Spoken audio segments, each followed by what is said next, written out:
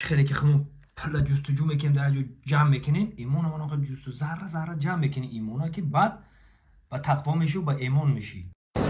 یکم آرزوی ما در خانه مقدس خداوند وطن عزیز ما رو در پناهش نگه داره، چون که در اون وطن پدر و مادر ما، فرزندان ما، عائله ما زندگی میکنند و مردم سربلند تاجیکستان زندگی میکنند.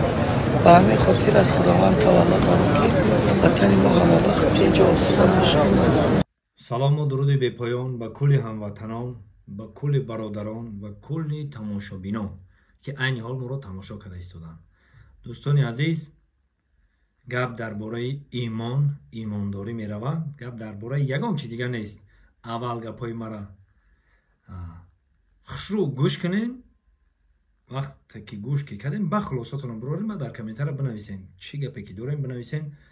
گپی حق ناحق بدگیشه با ما مقصد میگیم که این مرد عقلش میگرفته، این مرد که عقلش نمیگرفته گفته با ما خلاصمون رو میبروریم.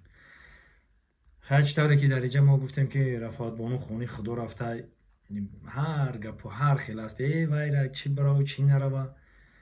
ایمان یا خجاد ایمان میگن، ایمان داری نداری، یا خجاد میگن ایمان. در اصل ایمان میگن. ایمان به مثلی اینم چی خیلی که خمون پلا جستجو میکنیم در جو جمع میکنیم ایمان همون آقا جست ذره جمع میکنیم ایمونا که بعد با تقوا میشی و با ایمان میشی. یه خداوند همیشه در دلت نمیاره بدوزه که ما اینه بگی خیلی گپ نیست یکم خودت تا برای راستی داید میکنی. همین نماز دست اول نماز چیست؟ شوی کجا راست کردن. همه آدم گناه داره، همه یگان کس مسیحی بی گناه نیست، همه آدم گناه داره.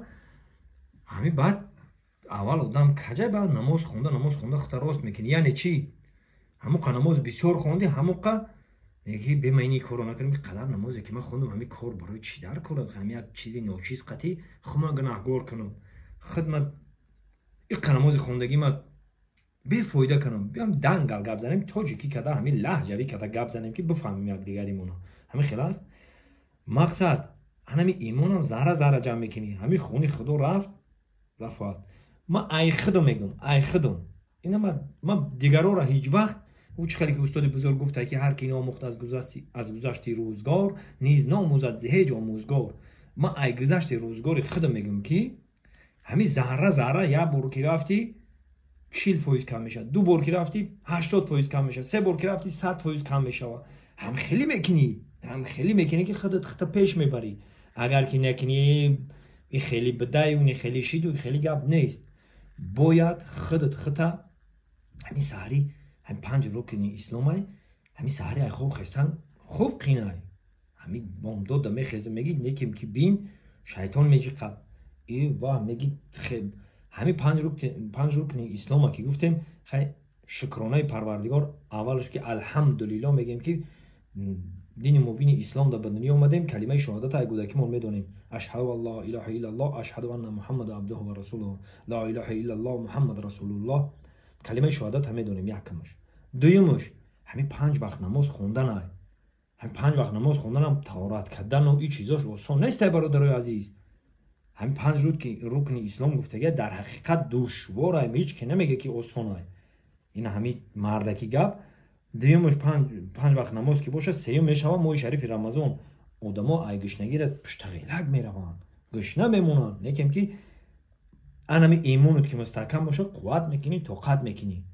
رمضان ای سیمش انا چهارمش زکات. اخر پول داره میبینی میلیون داره، نه که ما سری پولش قاچ بگی تلخش میکفه. او زکات دادن هم آسون نیست برادرای عزیز، زکات دادن هم آسون نیست. برای نمیقه همین 5 رکن اسلام باید ما بجا بیاریم. ایره کی میکنه؟ خودت خطا میکنی، خودت مجبور میکنی که بکنی. بعد همین راه در راست شی و انا بعد شوی راست شی. اگر گپای من نوتوری باشه من همه بنده نوتوری گپ میزنه، اگه همجور نوتوری باشه شما در کامنتر بنویسین ما هم اصلاح شیم. همین خیلی میشه برادرم. ما اینجا در گپ درباره رفعت هم نرفته است.